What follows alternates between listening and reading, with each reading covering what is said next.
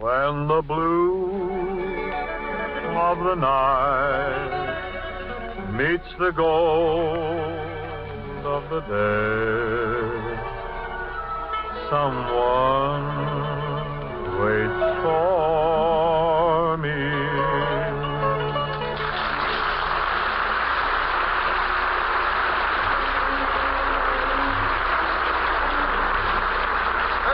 Carpenter welcoming you to Philco Radio Time, produced and transcribed in Hollywood with John Scott Trotter, his chorus and orchestra, the Charioteers, Skitch Henderson, and starring Bing Crosby.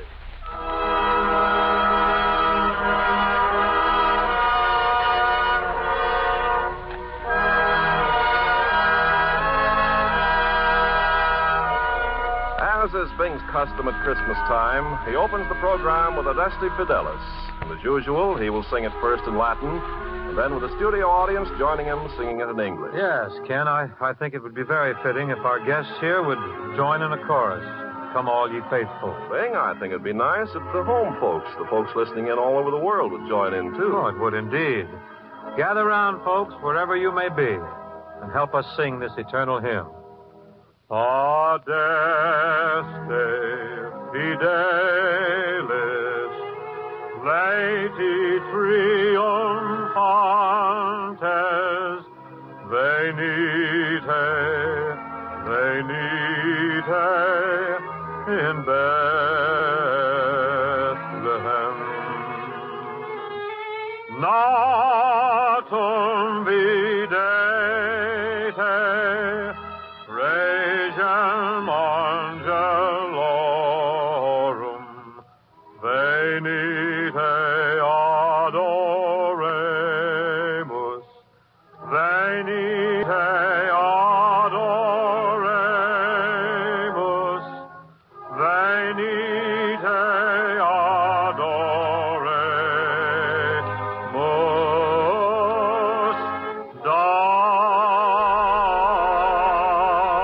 Dominum. And now everybody in the family key.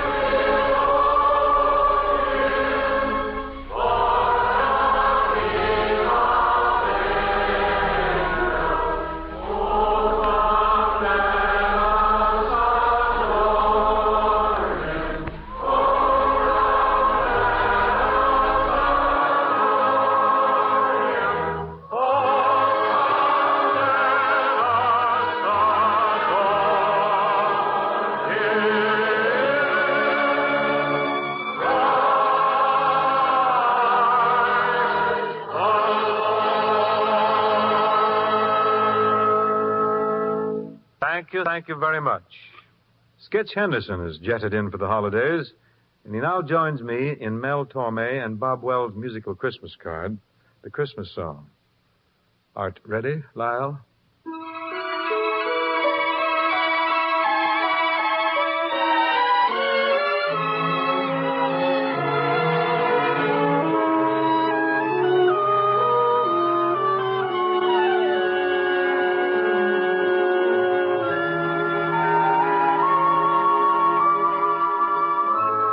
Chestnuts roasting on an open fire, Jack Frost nipping at your nose, Yuletide carols being sung by a choir, and folks dressed up like Eskimos. Everybody knows a turkey and some mistletoe help to make this season bright. Tiny tots with their eyes all aglow, will find it hard to sleep tonight. They know that Santa is on his way. He's loaded lots of toys and goodies on his sleigh. And every mother's child is gonna spy to see if reindeer really know how to fly. And so I'm offering this simple phrase to kids from 1 to 92. Although it's been said many times, many ways, Merry Christmas to you.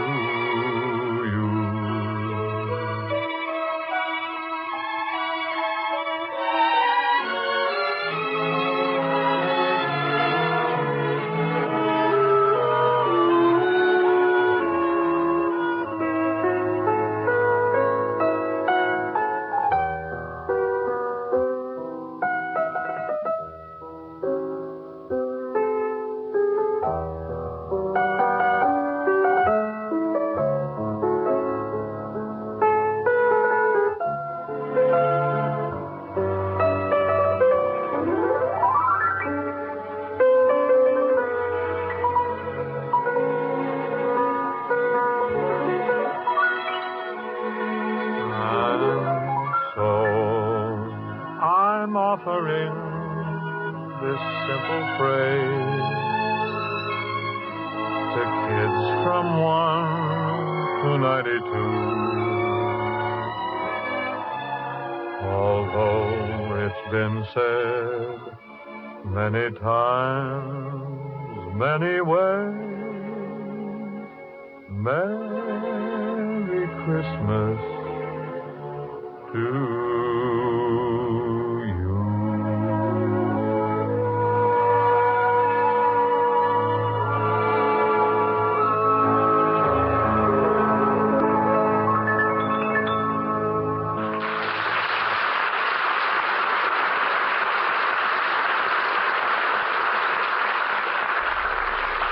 I imagine a Christmas program without jingle bells would be like Christmas without mistletoe or something. We're prepared, but not going to disappoint you because John Scott Trotter has assembled a bouncy version of this perennial favorite.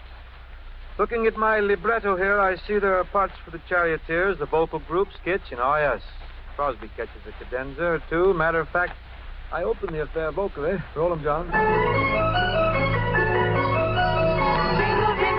Jingle, jingle, jingle, jingle, jingle. Jingle bells, jingle all the way. Oh, what fun it is to ride in a one-horse open sleigh. Jingle bells, jingle all the way. Oh, what fun it is to ride in a one-horse open sleigh. Dashing through the snow in a one-horse open sleigh. O'er the fields we go, laughing all the way. Bells on bobtails ring, making spirits bright. What fun it is to ride and sing a sleighing song tonight. Jingle bells, jingle bells, jingle all the way. Oh, what fun it is to ride in a one-horse open sleigh. Jingle bells, jingle all the way. Oh, what fun it is to ride in a one-horse open sleigh.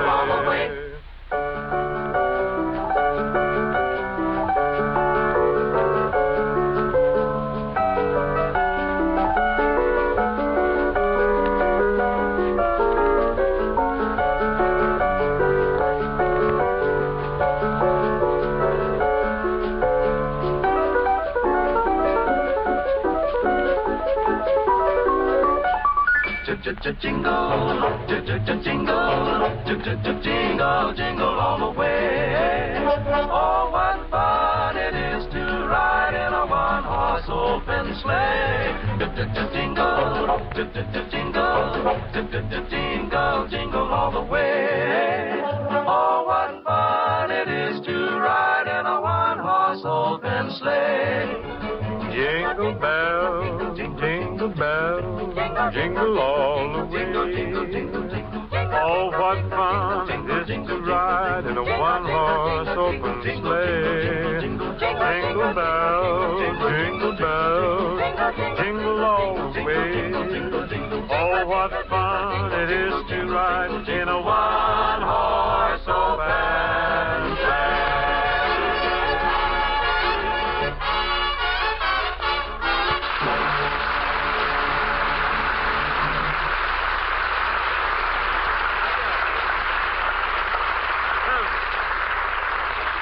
Yes, sir, and that little number just fractured. The vocal group and the charioteers threw in 8,482 jingles and never dropped a jingle. That kind of vocal work will give you a lower plate wobble, I guess. And now, here's the Philco man with a sprig or two of vocal holly.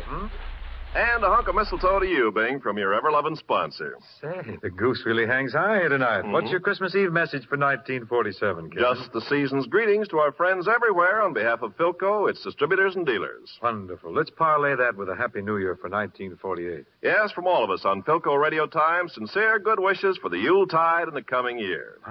My, we're certainly full of greetings tonight, aren't we? Nothing to sell? Not a thing. Isn't this sensational?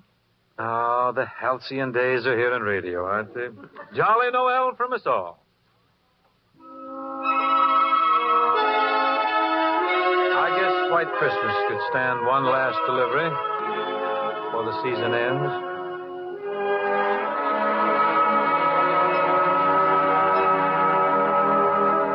I'm dreaming of a white Christmas, just like the ones I used to know,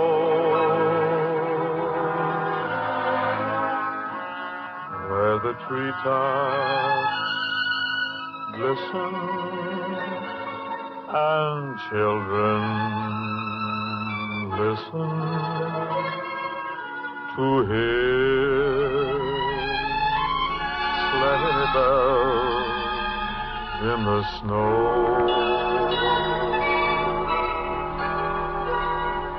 I'm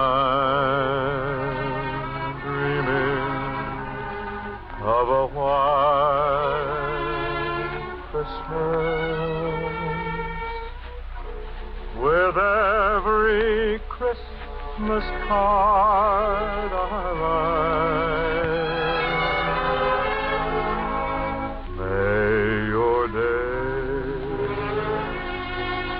Be merry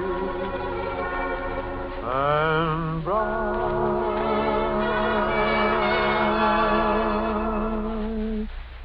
and may all your Christmases be white.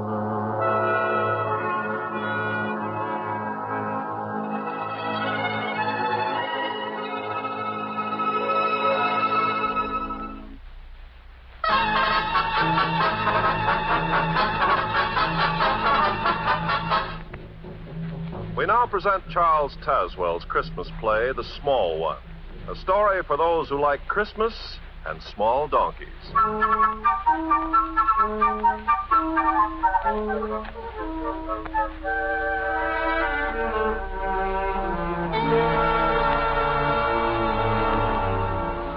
The same winter sun that dances on the winter snows up north sprawls indolently at ease in the thick white dust of El Camino del Norte, Old Mexico. A passerby, weary from the heat, has paused to rest in the cool, dripping shade of a pepper tree and has dropped off to sleep. He's suddenly awakened by the shrill voice of Pablo, aged 10, who stands with bare brown legs wide apart in the center of the road and bitterly addresses a small, discouraged, disreputable donkey. A donkey? A donkey you call yourself a stupido? Fine animal with 4 stout legs, one on each corner. A most splendid tail to shoo off the flies, and a most handsome head stuck on the front to point the way you're going. A seat. And what use do you make of this excellent equipment the good God has given you? Nothing. Absolutely nothing. You're a disgrace to all the donkeys of Mexico, of all the world, of all... Pablo. see? Oh, buenos dias. I did not know that... What's all the commotion here, young man? What has the poor beast done that you should be so angry? But nothing. Well, then why are you... Then that is all he wants to do, ever. Here it is but 2 days until Christmas, when a load of wood could be sold in the village to buy gifts and a candle. But does that matter to this one? No, he cares for nothing but nothing. Well, a donkey's a donkey, Pablo. They're all the same. But why? Why of all beasts should a donkey be so stubborn? Stubborn? Oh, no, Pablo. That's wrong. But he's always... I know. Everyone says they are. They curse them and they belabor their backs with sticks and they call them stupid, but that's because they don't know the truth about little donkeys. The truth? Yes. It's really not stubbornness, but pride that makes small donkeys so aloof. No wind, sun, rain, pain, or adversity can touch them. You see, their pride is a shield against all the discomforts man or the elements can offer. But what has a donkey to be proud of? Oh, a great deal, Pablo. Bring your small beast over here in the shade. I'll explain. Come along, Cupido. Listen. Listen, Pablo, do you hear that? Only a small donkey can make that sound with his hoofs as he walks on the stones of the road. No other beast can do it. Sit down. Sit down, my son. Si, senor. Now, as I was saying, people are all wrong about small donkeys. A very long time ago, a great honor came to one of them, an honor so great that it lifted him and all his descendants to an exalted place. A place that you or I or all the world might envy. Ever since that time, every small donkey has been content to stand and drowse in the sun or the shade. For he alone of all animals, of all men, has already fulfilled his destiny. His destiny, senor? Yes. You see, once upon a time there was a small donkey. He was 14 unhappy years old, and he had worked hard and long for at least twice 14 masters. He was battered and scarred, and he presented a most distressful appearance. His tail was naught but a piece of limp rope unraveled down at the end. One of his ears stood straight up like a cactus plant, while the other hung drooping like a wilted cabbage leaf. His off hind leg had a decided stiffness. What was his name? They called him the Small One. His latest master was a woodcutter who also owned 4 younger and therefore stronger donkeys, but Small One was the special charge of the woodcutter's son. It was the boy who saw to it that Small One always had dry straw for his bed, and that the load of wood to be carried to the town was not too heavy for Small One's aging back. One day the woodcutter called his son to him. He said, Son, Yes, Father. I have a task for you to do in the town, son. A load of wood? No. I wish you to take this donkey, the one you call the Small One, to a shop just inside the town gates. I have already spoken to the owner. He'll give you a piece of silver in exchange for the beast. You mean... Oh, you don't mean you're going to sell Small One? He can no longer do his share of the work. Even when carrying half the load the other donkeys carry, his worn-out legs tremble and his sides work like a bellows. But he'll be strong as the others soon. Will you wait and see? Give him a few weeks... Enough. An old donkey is of little use. One day he might drop dead on us up in the hills, a total loss. Better to take a piece of silver and say good riddance to the beast. You will start at once. You hear? Yes. Yes, Father. The shop you will take him to is the second one on the left as you pass through the gates in town. The second? But that's the tanner's. And what of that? The Small One's hide is old, but it will make good leather. But he's been faithful. He's worked hard. He's done his best. And you can't sell him to the tanners to be killed. Come now. I'll have no tears. No crying over a miserable donkey. Hurry, be off with you. And take good care not to lose that piece of silver on the way home. And so, Pablo, the small boy and the small donkey began their sorrowful journey into town. The boy was heartbroken. He cried for a while. And then he tried desperately to think of some way to save his friend. The sound of the small one's hoofs on the road seemed to say over and over again, going to the tanners, going to the tanners. Suddenly it came to the boy's mind that there was a horse market in the town. If he could sell the Small One to some new and kind master, the little donkey would still live, and yet the father would also have his piece of silver. Well, it was early afternoon when the boy and the small one passed through the town gates and down the narrow, twisted streets to the marketplace. And what am I offered for this fine animal, my friends? The mare whose sire was so famous that none but princes ever set his back. Strong of limbs, round of wind. Who'll start the bid at 50? 50! 50 it is! Who'll make it 51? Come, my friends. Are you going to let such an animal go for so paltry a sum? Please, sir, would you like to buy a fine donkey? What? What'd you say, boy? This small donkey, he's for sale. Strong and willing. The price is very cheap, but one piece No, I don't want to buy a donkey. Be off with you. 60 is the bid. That's more like it. Do I hear 62? Will someone say 62? Come, my friend. You'll never again get such a fine horse for so little cash. Look at the proud head. See the flowing mane. Excuse me, please. This small donkey's for sale. Would you What like is it you want, boy? This fine animal, he can be bought for only one piece of silver. Isn't that a great saving? They're bidding 60 for the horse, and I know he can't do half the work a small one. Look, he's very Go gentle. away. Don't bother me. But he's... Go away, or I'll take a stick to book you back. And now, my friend, I'm... 83! 83 is the bid! Do I hear more? No! 83 once! 83 twice! Sold for 83 pieces of silver! You've made a fine bargain, my friend. Now, who has the next animal for sale? Step up! Please, sir, would you try to sell this small donkey? Go away, boy. Oh, but he's a very valuable animal. He's not nearly as old as he looks. It's just because he's worked so hard. And you're the one that doesn't stand up straight as a donkey should. Well, that was the fault of a careless master, not his own. He eats very little, and he's terribly strong. This is a horse market, boy. We've no time to waste on donkeys. But a small donkey would take such a small time. All right, my boy. If you insist. My friend, a great bargain I have to offer you. The proud owner terms it a donkey, but it appears to me to be an animated pile of shaking bones. It's not. You can see how the moths have been at the hide.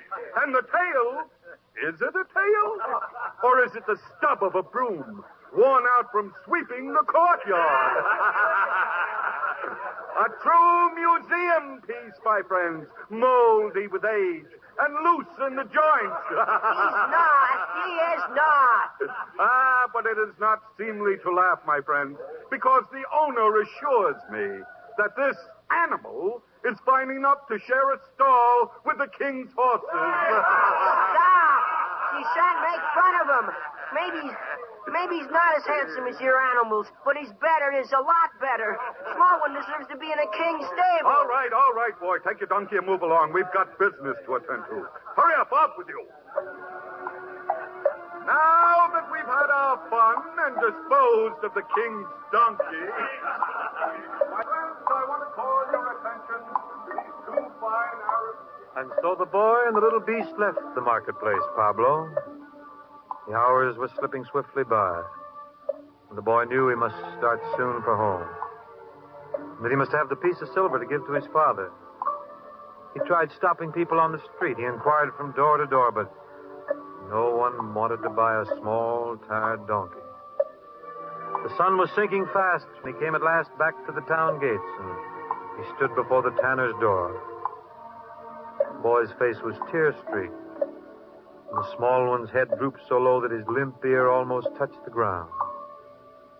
The boy said goodbye to his small friend, and he asked forgiveness for what he had to do, and there was understanding in the little donkey's eyes. And then, just as the boy was lifting the latch of the tanner's door, a voice spoke to him. My son, Yes, sir. I have a great favor to ask. Are you the owner of that small donkey? Oh, yes, sir. I have a long journey to make. My wife is not well. I have great need of a strong, gentle animal to carry her safely. Oh, small one's very strong and very trustworthy. Yes, I can see. Would you sell him to me? Yes. Oh, yes, sir. But for one piece of silver. 1 piece of silver? Is that too much, sir? Too much? Oh, no. A very reasonable price for such a beautiful animal. He's not very beautiful, but he's good. Yes, I can see that. I'll be kind to him. I promise you that. Well, then he'll work so hard to please you. Here's your piece of silver. Come, small one. Do you mind if I come as far as the town gates? You see, the small one and I... Not at all, not at all. You'll want to say goodbye to him, of course. You can do that while I see my wife safely on his back. Here we are. Easy, small one. Goodbye, small one. You must be very faithful, and it isn't forever, you know. When I grow up and earn many pieces of silver, I'll buy you back, and you'll have a fine stable and nothing to do at all but sleep and eat. Won't that be nice, small one? All right, my son. We're ready to go. Wait, traveler. Yes, soldier? I must make out the record before you can pass through the town gates. Who are you? My name is Joseph. And your wife? They call her Mary. Your destination? Bethlehem. Pass. Come, small one. Goodbye, son. Goodbye. Goodbye, small one. Be gentle and sure of foot. And carry her safe to Bethlehem. So Pablo the small one traveled the many weary miles to Bethlehem. There in a stable which became a king's stable, he saw a king born. A king of men, of centuries, of life, of death. Yes, the small one's tired old eyes saw the shepherds and the wise men who came to pay homage to his small master. And he heard the voices of angels rejoicing, singing the very same notes his hoofs had rung out on the stones of the road. And then it came to pass that all those who had laughed at his ragged coat, his limping gait, and his drooping ear, they all envied the small one, for he was part of a great miracle.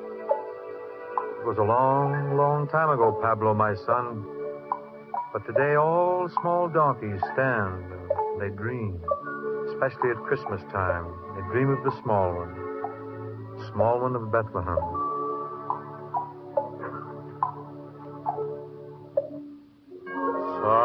Silent night, holy night, all is calm, all is bright.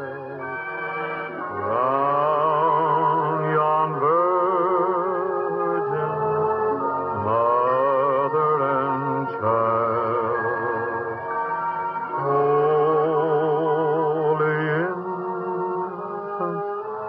so tender and mild, sleep in heavenly peace.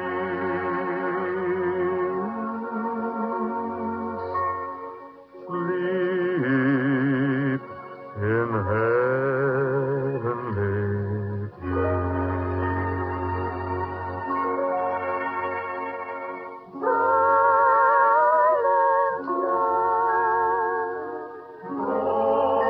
Holy night, shepherds quake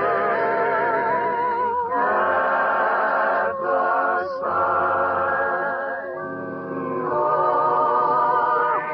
stream from heaven above.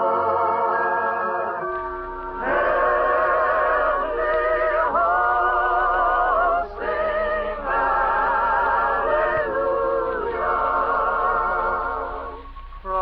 Christ the Savior is born.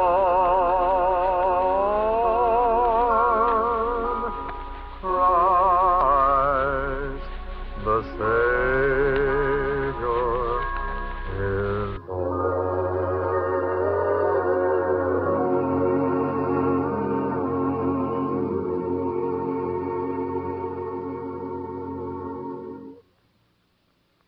This program is produced and transcribed in Hollywood.